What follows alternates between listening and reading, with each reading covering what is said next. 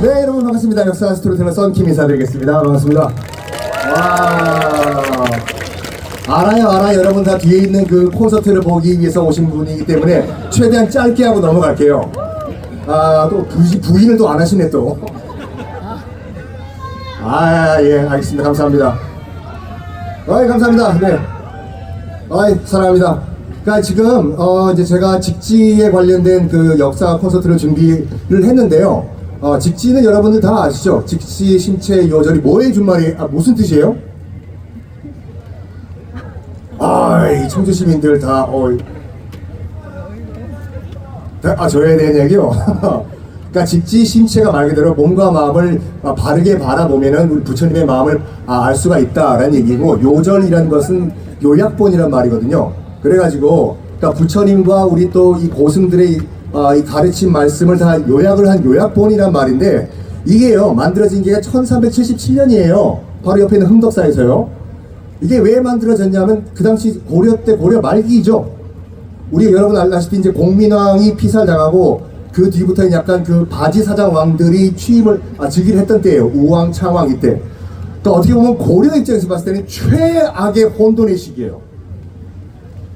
아시다시피 최악의 혼돈의 시기에서는 뭔가 필요하잖아요. 대부분 다 종교에 기대는 경향이 있어요. 그런 바탕으로 이제 직지가 만들어졌는데, 그러니까 오늘은 여러분께 한 30분, 40분 동안 짧게 그럼 뭘 말씀드리냐면, 당시 직지가 만들어졌던 그 당시 고려 말 정치 상황이 얼마나 혼란했길래 많은 우리 또 민중들이 또 직지라는 그 불교의 힘에 의지하게 됐나, 잠깐 말씀드리고 저는 빠이빠이를 할게요.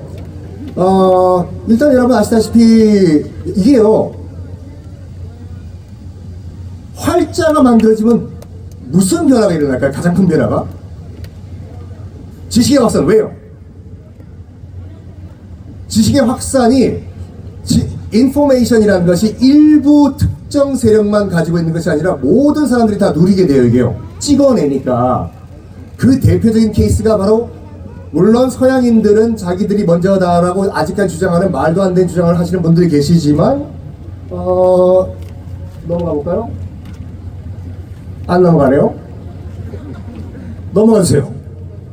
포인터 직지고 그 다음 거 구텐베르크 42행 성경이잖아요.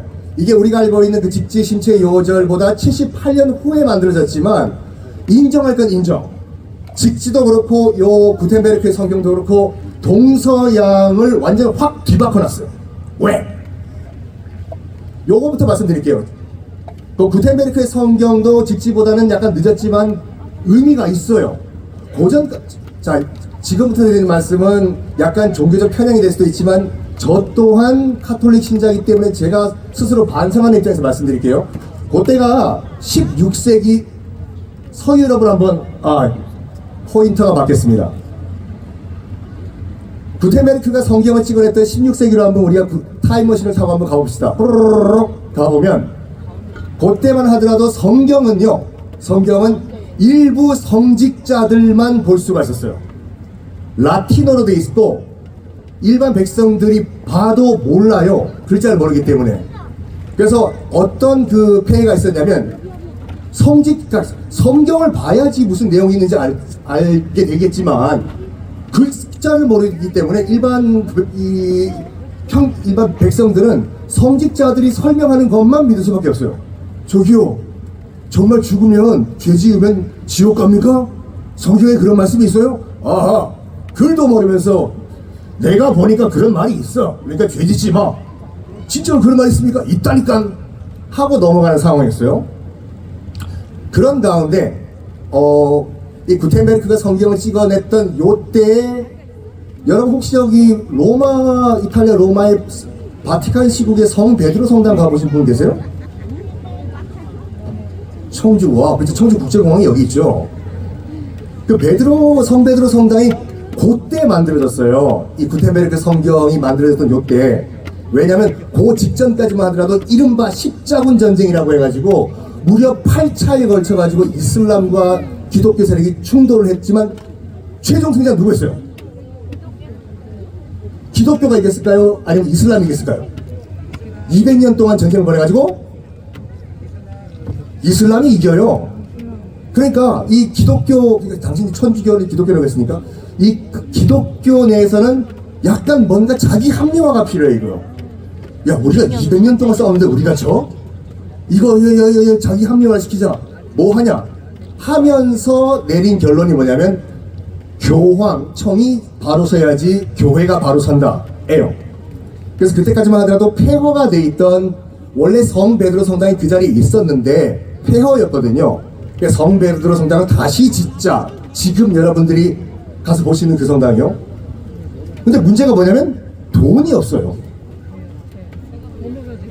그 돈을 충당하기 위해서 뭐 했죠? 뭘 팔았죠? 여기서부터 짚고 나와야지. 우리 학교에서 면죄부를 팔았다고 알고 계시잖아요. 면죄부가 아니에요. 면벌부예요. 죄를 사하는 거는 신만이 할 수가 있고, 그 판단은 신이 하고 벌을 받냐 안 받냐는 교황이 할 수 있는 거예요. 그래서 이 용어가 이번에 그 카톨릭 교회에서도 정리가 됐거든요. 면죄부가 아니라 면벌부다. 근데 그게요, 그 이전에도 많이 팔았어요. 근데 그게 어떻게 되냐면 집안의 자랑이에요. 여러분 나중에 검색해 보시면 알겠지만 면벌부가 굉장히 화려한 병품 같아요. 요만한 조그만한 종이 쪼가리가 아니라.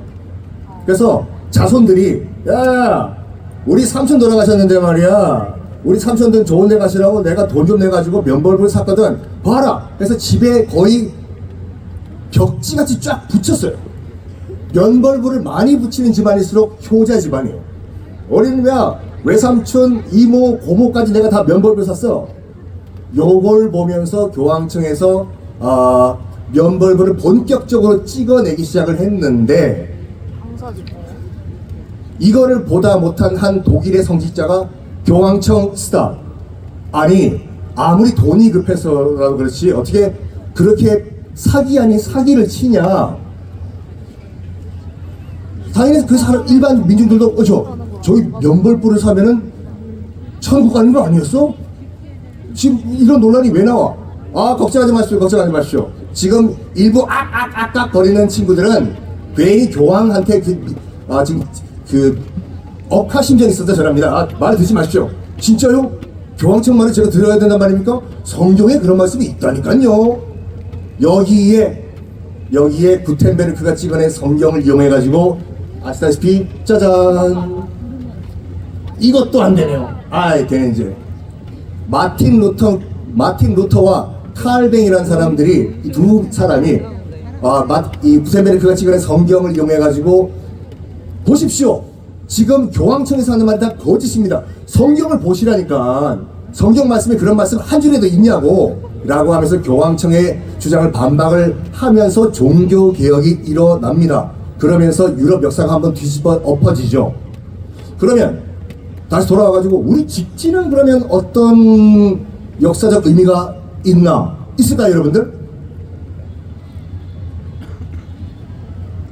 서양에서는 구텐베르크가 금속 활자로 성경을 찍어내가지고 역사를 바꿨다고 하면, 우리나라는 고려 말기에 찍어낸 직지 가지고 어떤 역사 변화가 있었을까요?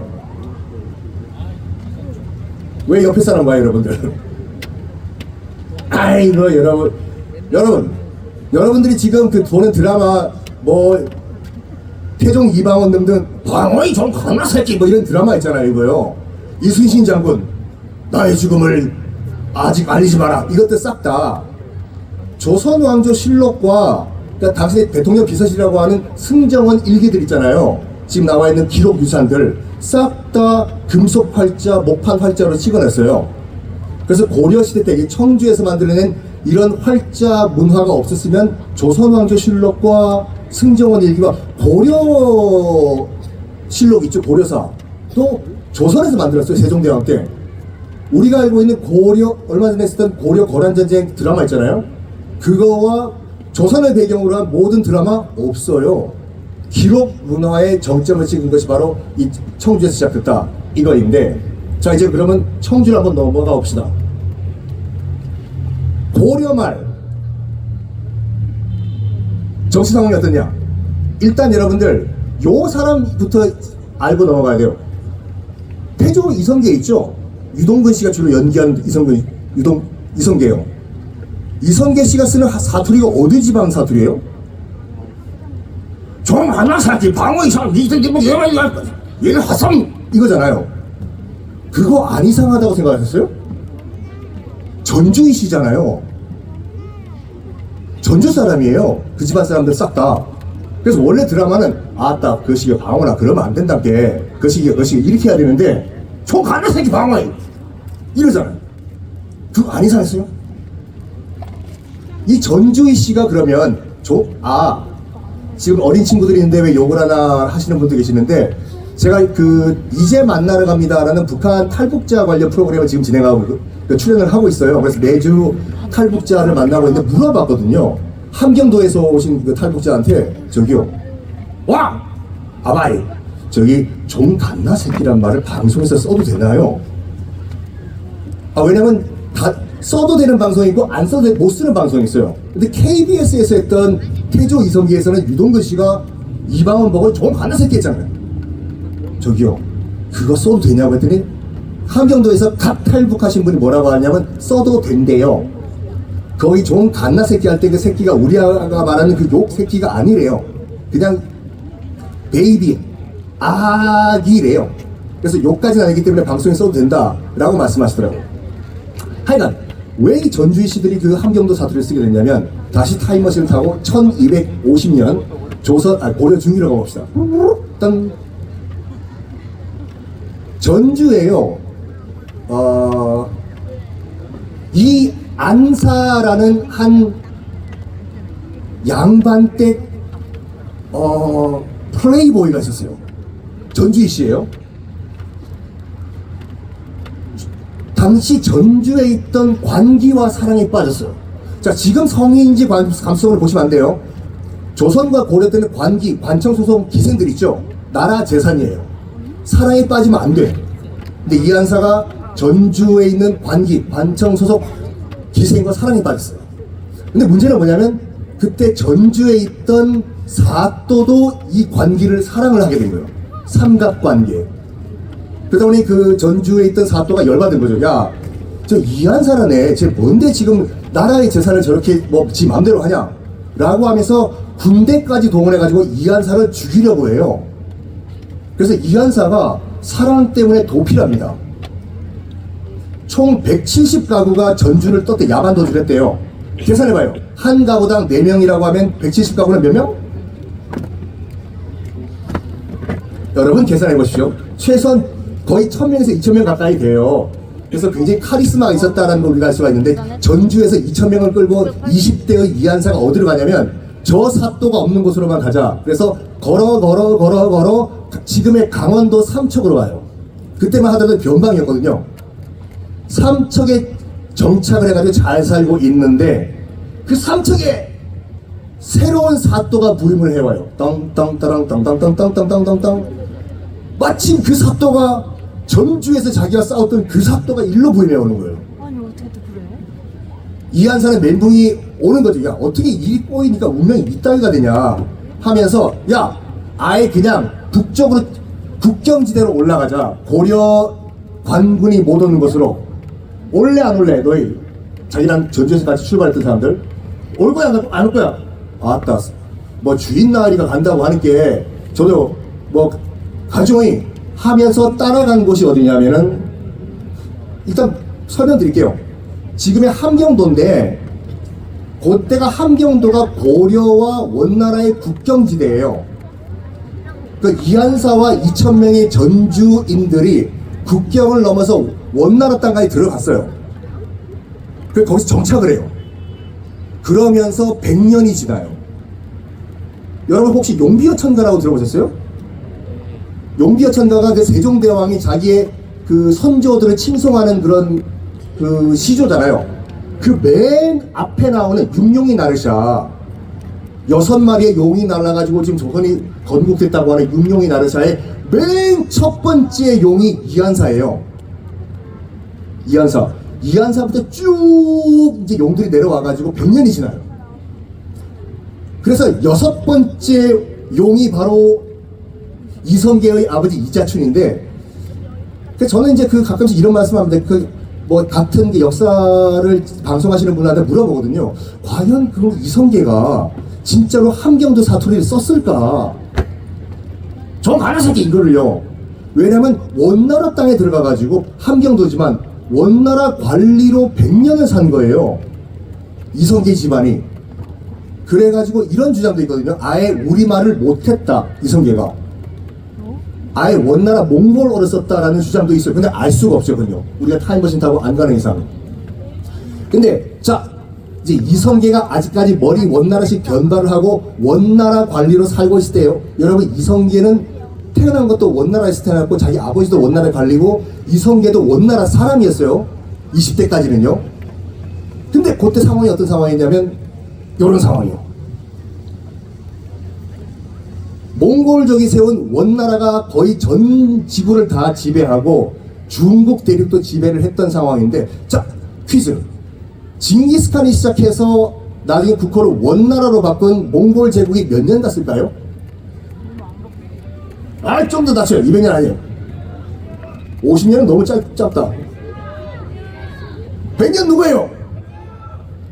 선물은 주최측에서 알아서 주신대요. 딱 100년 가요. 몽골 제국이 원나라가 100년. 이 지구를 거의 지배했던 원나라가 딱 100년밖에 안 가거든요. 그 이유가 뭐냐면, 당시 이제 그 몽골 제국이 원나라를 건국했을 때만 하더라도 인구가 대륙 인구는 1억 5천이었어요. 근데 몽골족은 150만. 여기서 여러분은 판단하셔야 돼요. 150만 가지고 1억을 통치하기 위해서는 두 가지 방법이 있어. 하나는 공포 통치라든지 때려 밟아버리는 거. 또 하나는 끌어안는 거예요. 걱정하지 마십시오. 우리 몽골인들 다 잘해드릴게요. 여러분들은 어떻게 하실래요? 끌어안아야지. 그렇죠. 근데 이 몽골 150만 명이 전 세계를 짓밟았던 그 근자감 때문에 1억 5천을 짓밟아버려요, 이걸요. 그래서 뭐 하냐면, 그때 깽깽깽깽 그 발핌을 당했던 한족, 원래 중국인들 관리들이 얘기합니다. 저기요, 과거 시험 없애면 안 된다고. 그런데 몽골족이 뭐라고 했냐면, 아니! 관리를 내 친척 내가 원하는 사람 임명하면 됐지 시험을 왜 봐? 해서 원나라의 과거 시험을 없애버려요, 몽골족이요. 두 번째, 세금을 없애요. 실제로 있는 기록인데 뭐냐면, 한족 관리들이 뭐라고 하냐면, 나라를 관리하시려면 세금을 거두셔야 된다고 라고 얘기를 해요. 근데 그 원나라 몽골 이 지배층이 뭐라고 하냐면, 돈이야 우리가 뺏으면 되지 세금을 왜 걷어? 가대요. 그리고 철저하게 민족 차별을 해요. 일단 지배 계층은 150만 명의 몽골족이고, 그 밑에 있는 고위 공무원들 있죠. 고위 공무원들은 누굴 데리고 오냐면 놀랍게도 이슬람 전문가들을 데려와요. 색목인이라고 해가지고 눈에 색깔이 있다 해서. 그러니까 이슬람에서 전문가들을 데려와가지고 나라를 통치하게 만들어요. 그리고 한족을 깔아 뭉개버립니다. 너희들은 우리를 끝까지 저항했던 민족들이다. 특히 중국 남부 지방의 한족들이 어마무시하게 탄압을 받았거든요. 그러다 보니까 지렁이도 밟으면 꿈틀거리잖아요. 중국 남부에서 몽골족에게 밟힘을 당했던 한족들이, 야! 들고 일어나자. 언제까지 우리가 몽골족이 발 밑에서 우리가 이렇게 비참하게 살아야 되냐? 라고 하면서 중국 남부에서 반란이 일어납니다. 근데 그 반란군이, 야! 너 반란군이야? 반란군 아니야? 저요? 반란군 맞는데요? 반란군 맞아? 너는? 반란군 아닌데요? 야, 그럼 헷갈리잖아. 표시하기 위해서 머리에 빨간색 수건 둘러, 우리 편들은. 해서 요 반란군을 홍건적이라고 해요. 머리에 빨간 수건 둘렀다고 해가지고. 처음에는 홍건적이 이제 중국 남부에서 이제 반란이 일어났지만, 원나라군도 썩어도 준치라고 하더라도 썩어도 준치라고 하는 것 같이 처음에는 홍건적 그냥 박살내버립니다. 너희들이 어디 우리 몽골 징기스칸의 후예들이야 하면서 이 홍건적이 밀리고 해가지고 어디까지 가냐면 북쪽으로 도망가다가 압록강을 넘어서 홍건적이 고려 땅까지 들어와 버려요. 그래서 이 홍건적이, 야 여기 어디냐? 여기 고려입니다. 여기 온 김에 야 고려를 우리가 접수해버리자. 괜찮은 생각이네요. 그래서 홍건적이 내려와가지고 고려 수도인 개경까지 함락을 시켜버려요. 이 패잔병들이요. 개경이 함락돼요. 그때 한 20대 장수가 걱정하지 마십시오. 제가 저 홍건적을 다 물리치겠습니다. 네가 걱정하지 마십시오. 별동대 2,000명만 달라고. 2,000명 가지고 네가 우리 수도 개경을 탈환할 수가 있어? 걱정 마십시오. 해가지고 2,000명을 끌고 가가지고 홍건적에게 점령당한 개경을 탈환해버려요. 그리고 홍건적 장수 목을 베가지고 창에 꽂고 돌아다녀 이렇게요. 오, 야, 저 겁대가리 없는 20대 장군 쟤 누구냐? 물어봤더니 쟤 고려말도 제대로 못하는 원나라에 갔다가 이번에 귀국한 새파란 아버지가 또 원나라 관리였대요. 이름이 뭔데? 이성계라고 하더라고. 이성계가 요때부터 라이징 스타가 돼요. 홍건적이 점령을 했던 개성을 탈환하면서. 자, 요런 혼란한 시기에 고려의 왕이 누구였냐면요, 요 왕이에요. 다음 페이지죠. 공민왕 있죠.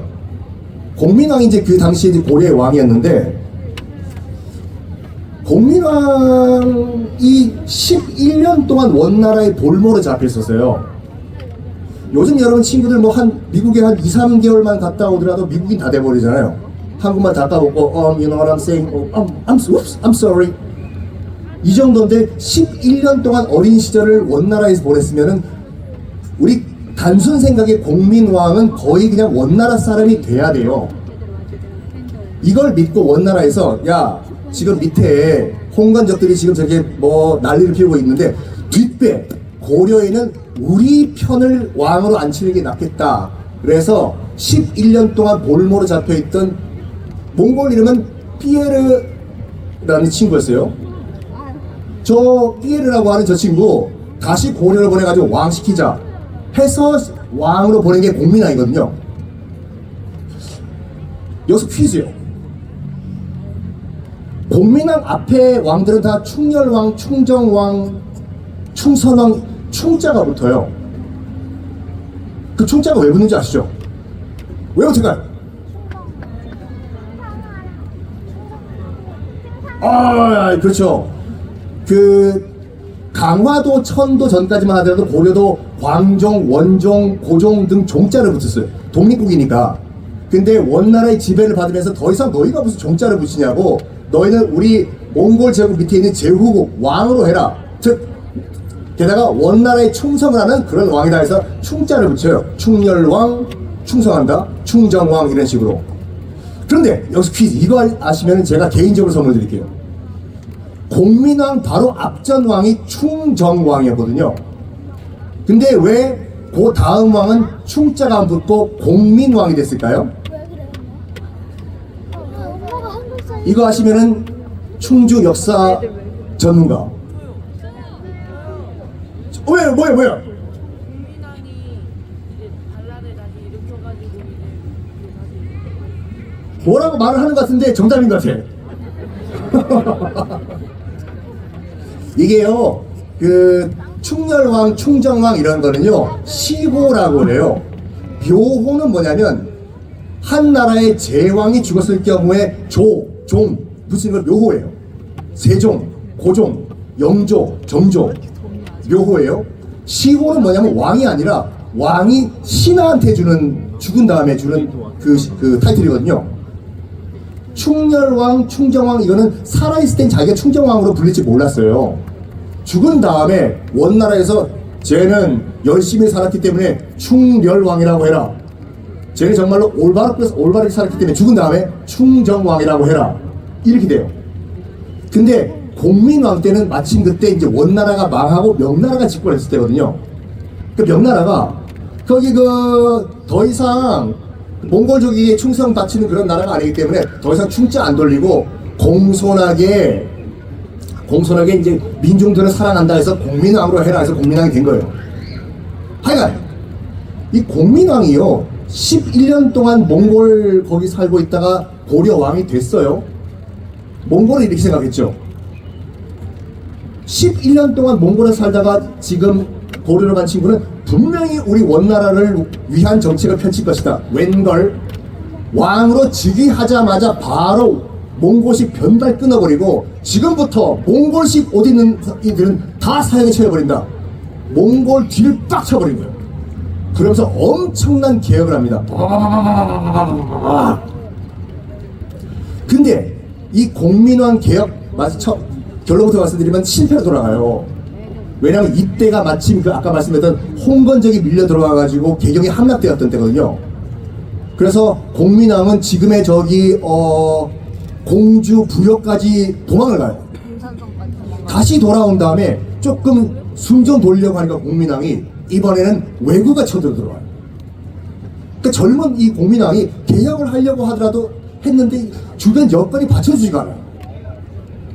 근데 결정적으로 진짜 개혁을 실패한 일이 하나가 발생합니다. 공민왕이요, 옆에 있는 웬만하면 왕의 초상화 어진 옆에 부인 안 그리거든요. 저 옆에 있는 공민왕, 옆에 있는 부인 노국공주라고 해가지고 원나라 몽골 사람이에요. 정말 사랑했어요. 어느 정도냐면 봐봐요. 공민왕이 고려 개혁을 하려고 하니까 이른바 친원파 있잖아요. 기득권 세력이 가만히 있겠나요? 매일 밤 공민왕을 살해하려고 암살 자객을 보내요. 니가 뭐 우리 기득권층을 니가 뭐. 그때 부인 몽골 사람 노국공주가 딱 막습니다. 짠! 무슨 말 하냐면 너 공민왕 죽이려면 나부터 죽이고 넘어가라고. 너 나 누군지 알지? 몽골 제국 원나라의 공주야. 나 죽이면 너희 다 죽어. 여러분이 자객이면 죽이고 공민왕 죽일까요? 아니면 죄송합니다 빠질까요? 빠지죠. 그러니까 공민왕 입장에서 봤을 때 너무 이뻐 죽겠는 거예요. 자기가 죽으려고 할 때마다 야 나는 역시 또 성대모사하면 청주에 또 빠지니까 나는 원나라의 공주다. 공민왕을 죽이려면 날 죽여라. 이런 노국공주였는데 공민왕의 아이를 낳다가 죽어버려요. 공민왕이. 그 노국공주가. 이때부터 공민왕은 정신줄을 놔버려요. 기록에 따르면은 거의 6개월 동안 매일 밤 노국공주의 영정 앞에서 울면서 개혁이고 나발이고 다 필요 없고 노국공주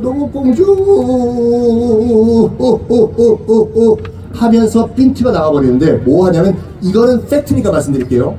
팩트니까요. 슬슬 남자한테 관심을 갖게 돼요. 여러분 혹시 영화 쌍화점이라고 보셨어요? 그 영화 쌍화점이 그걸 그린 영화거든요. 자제위라고 해서 부잣집 아들들 가운데서 고관 대작 아들들 가운데서 저처럼 예쁘고 약간 어머니 왜 웃으세요? 상처받았어 진짜. 예쁘다고 감사합니다. 이런 미소년들을 뽑아가지고 약간 파티 그룹을 만들어요. 자제위를. 그래서 개혁이고 나발이고 계속 이 자제위 미소년들과 매일 밤 파티를 합니다. 그리고 여자의 관심을 끊어버려요. 근데 어떤 일이 발생하냐면 대를 이어야 될 거 아니에요. 그래가지고 자기들 공민왕의 후궁들한테 술을 먹인다. 자제위 미소년들한테 술을 먹인 다음에 자기 후궁들과 동침을 하게 만들어요. 미친 삐이죠. 그래서 공민왕에 대한 평가는 반반으로 극명하게 나뉘어요. 그런 가운데 익비라는 후궁이 있었거든요. 임신을 합니다. 덜컥. 그 자제위 가운데 미소년 중에 홍윤이라는 미소년이 있었거든요. 그 내시가 환관이 와가지고 얘기를 해요. 전하, 왜? 저기 지금 익비 마마께서 지금 태기가 있습니다. 그래? 애비가 누구냐고 하더라. 그때 그 공민왕이 굉장히 만취 상태였다는 그 기록이 있어요. 애비가 누구냐고 하더냐. 홍윤이라고 합니다. 홍윤? 내일 그럼 내가 홍윤이를 죽여버리면은 우리 그 와이프의 아빠가 누군지 세상은 아무도 모르겠구만. 내일 죽여야지 홍윤이를. 가만 있어봐. 너 내시 너도 안 해? 너도 죽어야 되겠다. 가 된 거예요. 최만생이라는 내시였는데 봐봐요. 공민왕은 농담으로 했을 수도 있어요. 술 취한 김에 만생아 너도 안 해. 진짜 아빠가 누군지 너도 죽어야 되겠네. 여러분 같으면은 그거를 술 취한 공민왕이 했던 말인데, 에휴 내일 되면 또 까먹으시겠지. 할까요? 아니면 죽기 전에 뭐라도 한번 해보자. 할까요? 그래가지고 최만생이가 홍윤이란 애의 집을 찾아가요. 그래서 두두두두두두, 이봐 홍윤아, 홍윤아. 아유 최만생은 웬일이십니까? 야 왕이 내일 아침에 너 죽인대. 에? 나도 죽인대. 에? 야 죽기 전에 우리가 먼저 왕을 죽이는 게 어떻겠냐? 그럴까요? 그러면서 그날 저녁에 얼떨결에 자제위 애들이 칼을 뽑고 가가지고 공민왕, 잠자고 있는 공민왕을 시해를 하는데, 이게요 정확하게 고려사에 뭐라고 나와 있냐면, 칼로 내리친 공민왕의 두개골이 반으로 갈라지면서 공민왕의 뇌수가 벽에 쫙 뿌려졌다 라고 할 정도로 고려사에 나와 있어요. 근데 그 최만생이요 옷을 좀 빨고 이제 그 다음날 아침에 수사를 받아야 되는데, 다음날 아침에 수사본부가 이제 차려졌어요. 어젯밤에 왕의 처소에 간 놈들 다 나와. 너 어제 뭐 했어? 어제 7시에 퇴근했습니다. 너 뭐 했어? 저는 배가 아파서 아예 감 차지 못했습니다. 최만생이 너 뭐 했어? 갔는데요 저는 왕을 보지도 못했습니다. 했는데 얘가 옷을 안 갈아입고 간 거예요. 옷깃에 피가 묻어있었어. 수사본부장이 가다가 만생이 네 옷깃에 그 피가 뭐지? 이 피가 여러분 같은 분들은 그때 뭐라고 대답해야 돼요? 케찹! 그치. 아이고 이 케찹이에요. 그치 그 케찹입니다. 프라이드 치킨 먹다가 감튀 먹다가 흘렸어요. 한번 넘어가면 될 건데 이 최만생이나 내시가 너무 긴장을 해가지고 버벅버벅 얘기를 못한 거예요. 이 피가 이거를 다 끌고 가라 해가지고 엄청난 국문 끝에 홍윤이랑 자제위랑 그 다음에 최만생 전부 다 삼족이 멸하게 돼요. 이게요 그때부터 솔직히 고려는 망했다고 보시면 됩니다. 자 이제 시간 돌려가지고 거의 저한테 할당된 시간이 끝난 것 같은데 요거 하나만 말씀드릴게요.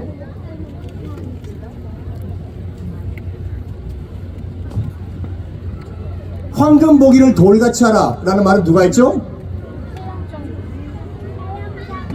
사람이 했지. 그래서 사람이 했지. 소가 있으면 없잖아. 그치? 음메 최영 장군?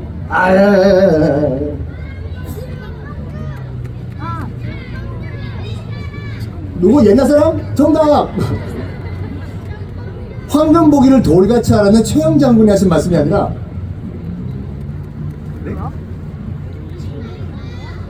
황금 보기를 돌같이 하라는 최영 장군이 하신 말씀이 아니라 최영 장군 아빠가 하신 말씀이에요.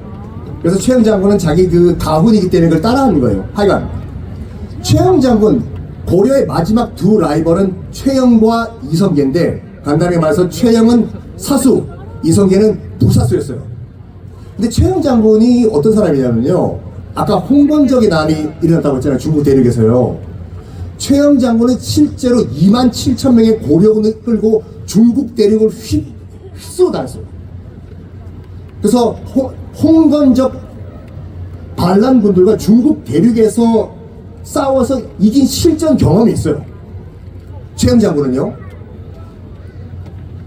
명나라가 건국된 다음에 명나라의 그 태조 주원장이 뭘 요구했냐면, 우리 명나라는 원나라를 계승한 거기 때문에 원래 원나라의 땅이었던 고려 땅은 명나라에 달라 해.